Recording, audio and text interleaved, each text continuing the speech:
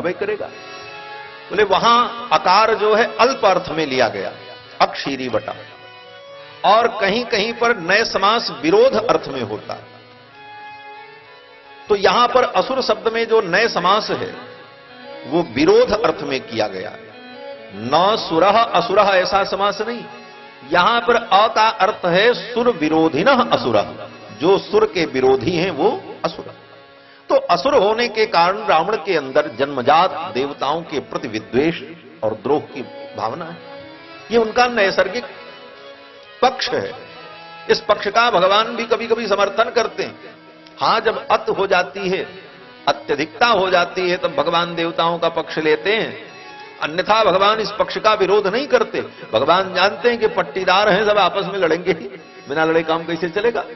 तो रावण के अंदर जो देवताओं का विरोध और अभिमान और क्रूरता, निर्दयता, ये उसका स्वाभाविक गुण है, जातिगत गुण है, उस प्रजाति का गुण है, इसलिए उसको दोष नहीं कहा जा सकता। लेकिन इसके अतिरिक्त अगर देखा जाए तो रावण के अंदर पाखंड नहीं था। रावण ने जीवन पर्यंत वैदिक मार्ग का अनुपालन किया। आज के उन तथाकथित धार्मिकों, पाखंडियों से कहीं अच्छा था कि उसने वेद को जीवन भर प्रमाण माना और वेद के बताए हुए मार्ग पर वो चला। रावण त्रिकाल संध्या वंदन करता था, तीनों काल संध्या वंदन, सायंकाल, प्रातः काल, अग्निहोत्र।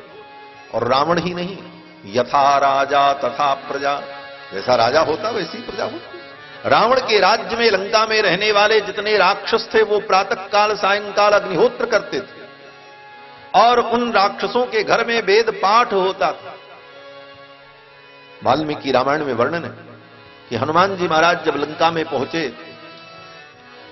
तो जब खोजने लगे, जानकी जी का अन्वेषण करने लगे, पूरी रात विचरण करते रहे।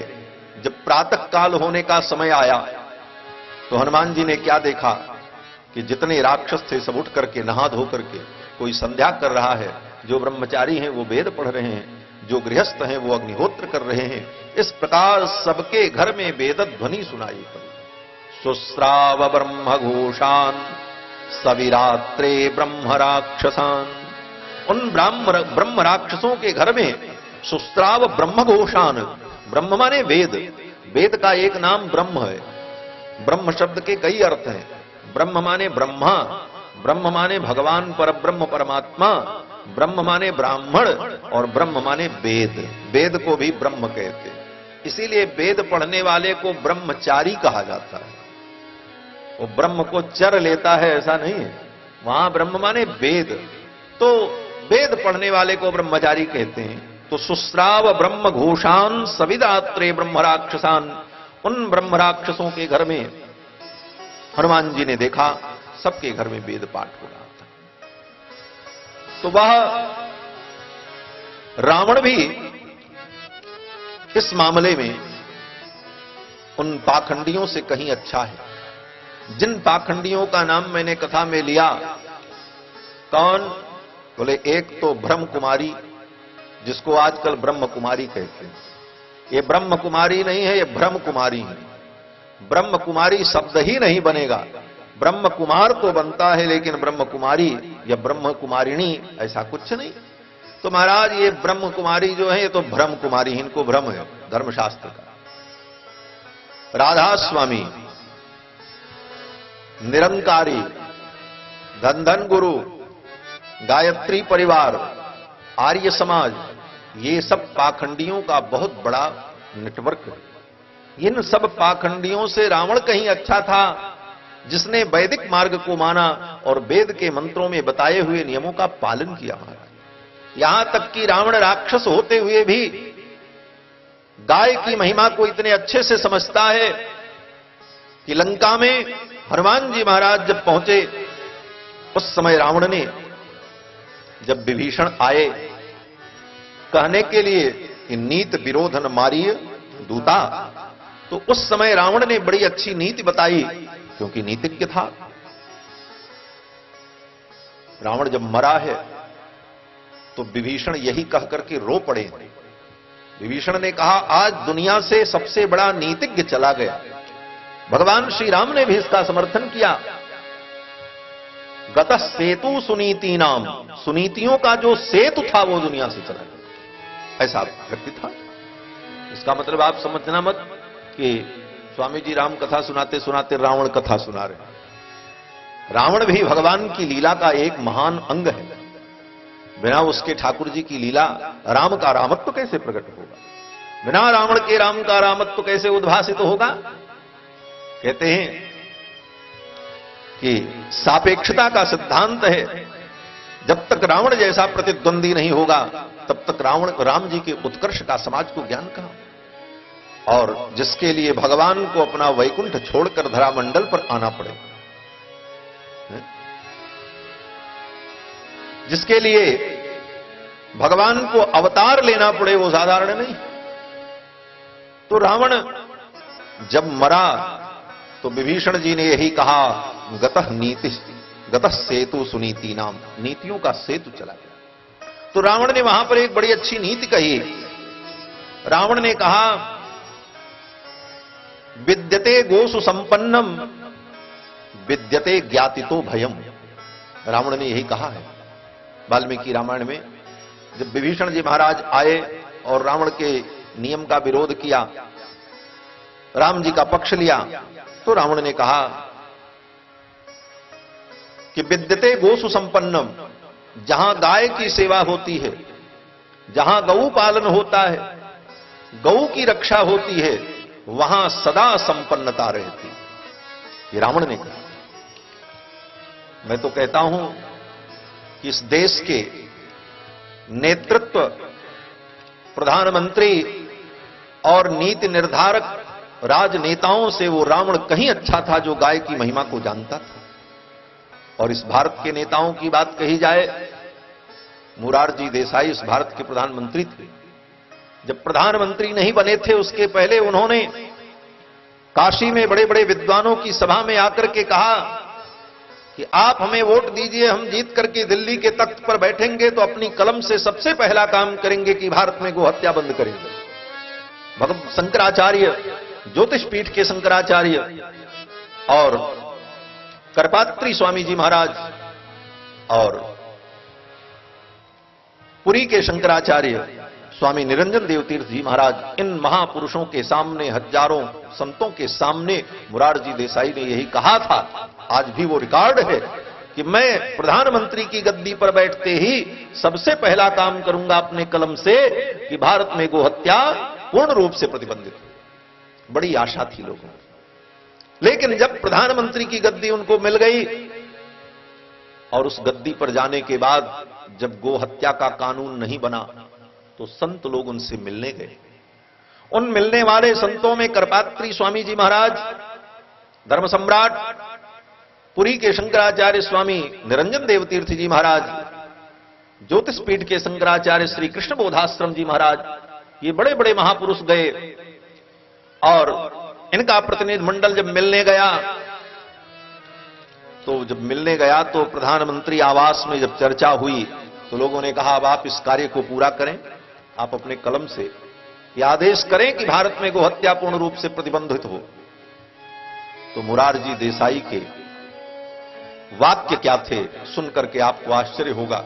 ये मैं काल्पनिक नहीं कह रहा हूं, ये सब रिकॉर्ड है, आपको इसके प्रमाण भी मिले।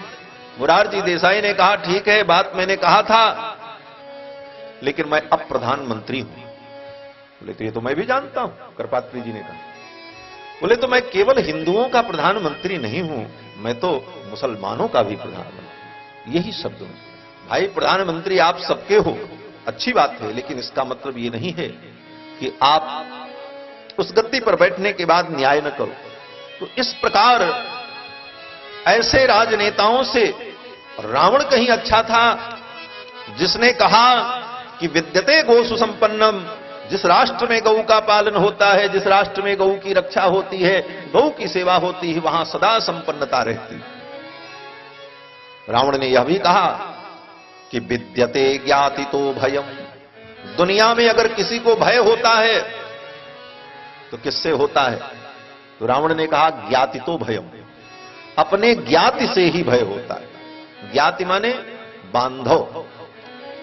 अपने रिश्तेदार, अपने सगे संबंधी जो आस पड़ोस के हैं, जो आपके अंतरंग हैं, कभी भी आपको भय होगा तो उन्हीं से होगा, क्योंकि आपकी सारी सीक्रेट बात वही जानते हैं।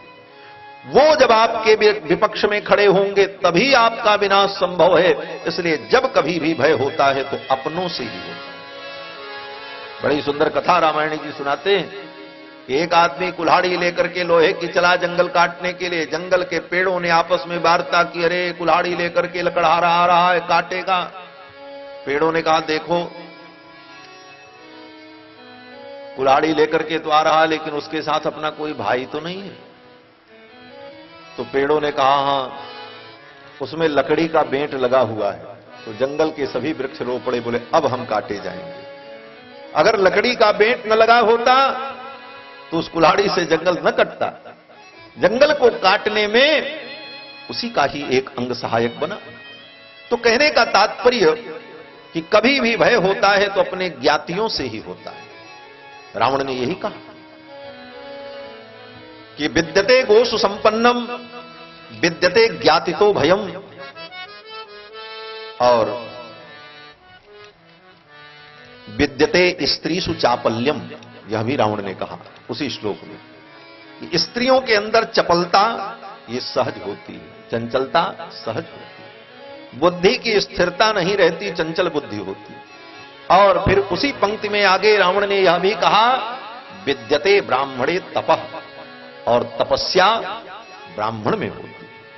अगर ब्राह्मण होगा शुद्ध पवित्र तो निश्चित उसके जीवन में तप होगा, और जिसकी उत्पत्ति में ही संदेह होगा उसके जीवन में तप नहीं होगा, क्योंकि ब्राह्मण तो तप मूर्ति। तो ये बातें रावण ने कही। इतना बड़ा नीतिज्ञ रावण, वेदज्ञ, और रावण ने जाना कि परब्रह्म परमात्मा सच्चिदानंद रघुनंदन के रूप में प्रकट हैं, और उनके साथ जो उनकी पत्नी है सीता, वो साक्षात महालक्ष्मी।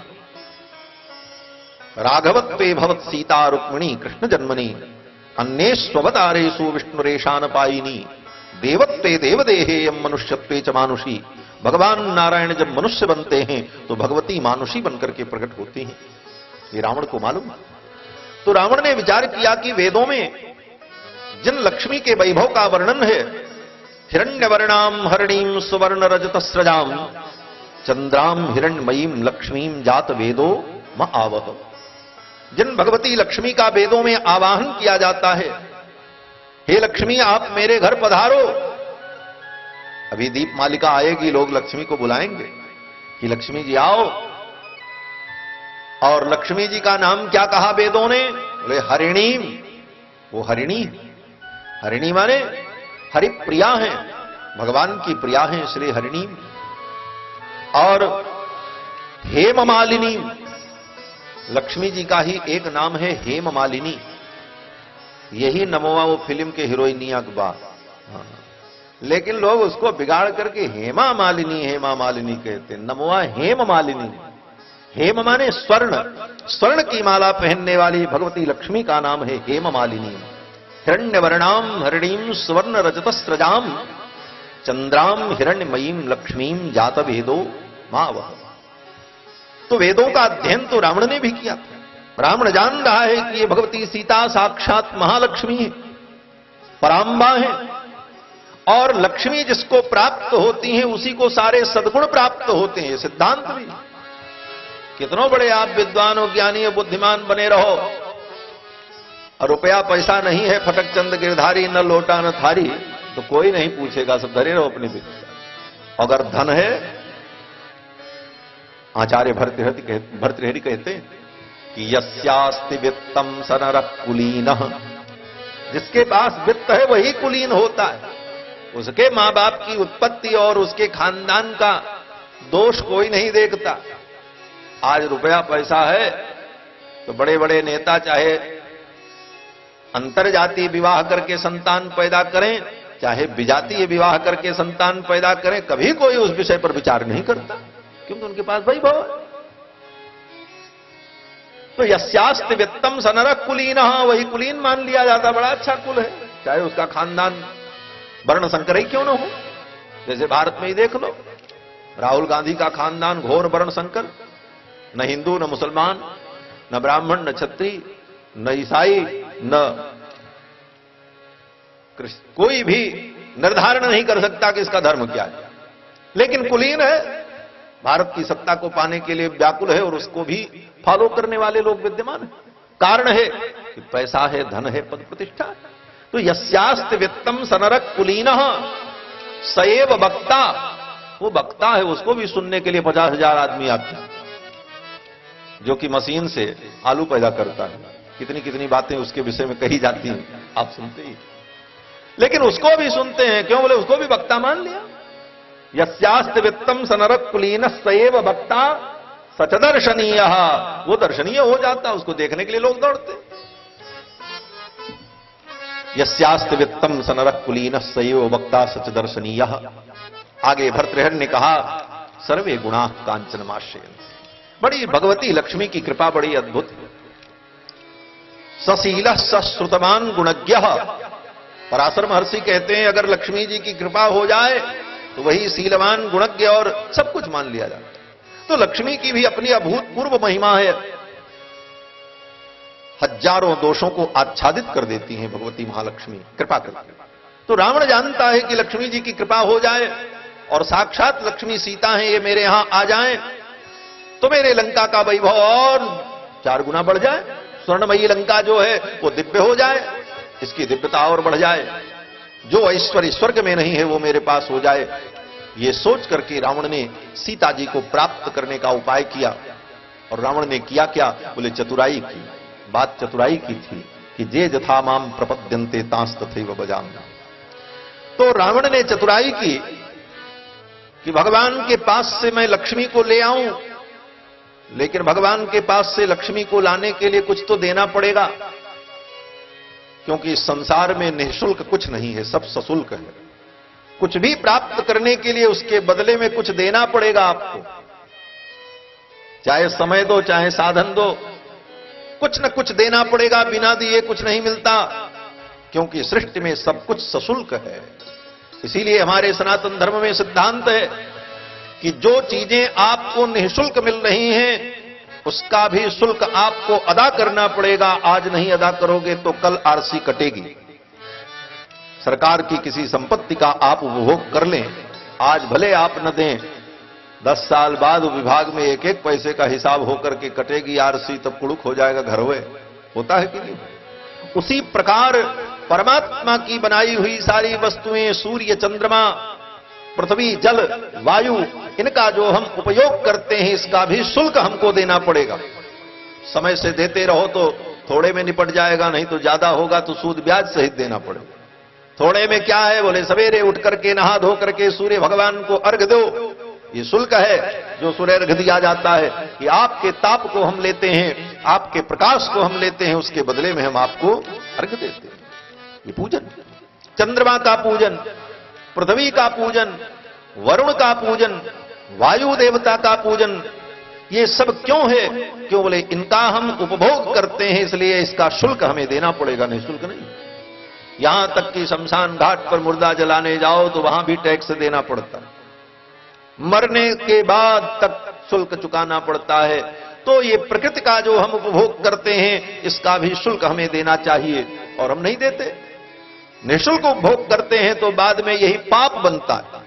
संध्या वंदन नहीं किया, देवताओं का पूजन नहीं किया, शास्त्र ने जो कहा था उन नियमों का पालन नहीं किया, तो मरने के बाद ये सब ब्याज सूद सहित जब चढ़ेगा तो आपसे वसूला जाएगा, लेकिन आप दोगे कहां से? आपके पास तो कुछ है नहीं। बोले तो जब सरकारी पैसा आप गबन करोगे, नहीं दे पाओगे, तब क्या होगा? बोले उठा के जेल में डाला जाएगा, तब वही नरक है, तब नरक में जाना पड़ेगा। यही विधान है। तो रावण ने भी विचार किया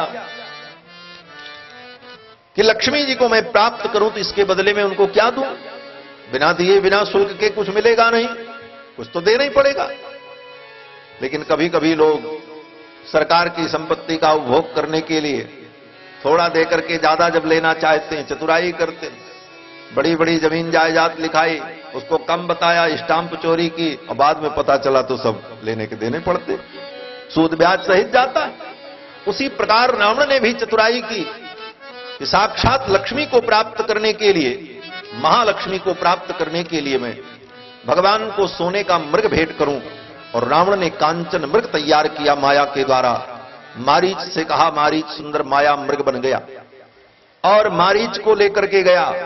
भगवान जान गए। भगवान ने कहा, ये रावण मुझसे चतुराई कर रहा है। नकली सोने का मृग दे करके असली मृगनयनी सीता को प्राप्त करना चाहता है, महालक्ष्मी को। तो ये चतुराई जो रावण ने की, तो भगवान ने कहा, अगर तुम चतुराई करोगे तो मैं भी चतुराई करूंगा। जे जथा माम प्रपद्यन्ते तांस तथैव भजाम्यहम्। जो मुझको जैसे भजता है मैं उसको वैसे भजता हूं।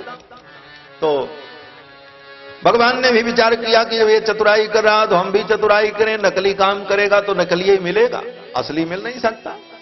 तो रावण ने नकली सोने का मृग जब भेंट किया, उसके पहले भगवान ने भी नकली सीता तैयार कर दी। और लक्ष्मण जी को किसी कार्य से भेजा। सीता जी थी। भगवान ने कहा, देवी अब आप अग्नि में प्रवेश कर जाओ और अपने छाया को प्रकट कर दो, अपना दूसरा रूप प्रकट कर दो, असली रूप को आप अग्नि में स्थापित कर दो। तुम पावक मह करहु निवासा और जब लग करहु निशाचर नासा। भगवान ने कहा, तब तक आप अग्नि में निवास करो जब तक मैं निशाचरों का नाश करूं। और ये रहस्य लक्ष्मण जी भी नहीं जान पाए। तुम पावक मह करहु निवासा जब लग करहु निशाचर नासा। तुम पावक मह करहु निवासा जब लग करहु निशाचर नासा। लक्ष्मण हूँ यह मरम न जाना जो कछु चरित रचा भगवाना। लक्ष्मण हूँ यह मरम न जाना जो कछु चरित रचा भगवाना। जो कछु चरित रचा भगवाना। जो कछु चरित रचा भगवाना। नकली सीता बना करके तैयार कर दिया और रावण आया। नकली सीता बन करके तैयार हो गई और रावण आया और नकली सोने का मृग देकर के नकली सीता जी को लेकर के गया। तो भगवान से आप जैसा व्यवहार करोगे भगवान वैसा ही व्यवहार करेगा। जे जथा माम प्रपद्यन्ते तांस तथैव भजाम्यहम्। नकली सीता जी भी देखने में सीता जैसी ही थी, कोई अंतर नहीं था, हूबहू। नकली का मतलब क्या है? बोले असली भी जिसके सामने फेल हो जाए। नकली असली में अंतर न पता चले तबे तो नकली वास्तव में नकली माना जाएगा। और पता ही चल गया तो फिर नकली कहां रहा। अर्थात सीता जी के समान दिव्य रूप प्रकट कर दिया। रावण समझ नहीं पाया और सीता जी के रूप में नकली सीता जी को लेकर के चला। असली सीता और नकली सीता देखने में एक जैसी ही लगती हैं। असली लक्ष्मी और नकली लक्ष्मी दोनों एक ही जैसी लगती हैं, लेकिन अंतर क्या है? बोले अंतर यह है कि असली लक्ष्मी जब आती हैं तो व्यक्ति के जीवन में सुख समृद्धि आती है, पवित्रता आती है और भगवत भक्ति आती है। क्योंकि सीता जी कौन है? बोले उद्भव स्थिति संहारकारिणीं क्लेशहारिणीं सर्वश्रेयस्करीं सीतां नतोहम राम वल्लभा। ये राम वल्लभा जो हैं सर्वश्रेयस्करीं, समस्त प्रकार के श्रेय को, सुख को, आनंद को प्रदान करने वाली हैं। लेकिन लंका में पहुंची तो बोले रावण को सुख और आनंद नहीं दिया। जब से पहुंची तब से लंका में उत्पात ही शुरू हो गया। इसीलिए लंका में कहा कि काल रात्रि निश्चर कुल केरी तेहि सीता पर प्रीति घनेरी। काल रात्रि निश्चर कुल केरी तेहि सीता पर प्रीति घनेरी। तेहि सीता पर प्रीति घनेरी। तेहि सीता पर प्रीति घनेरी। वही सीता जी काल रात्रि बन गई निशाचर कुल के लिए। काल रात्रि बनकर और संपूर्ण लंका का विनाश करके तब लौटी वहां से। जब सब विनष्ट हुए तब सीता जी लौट करके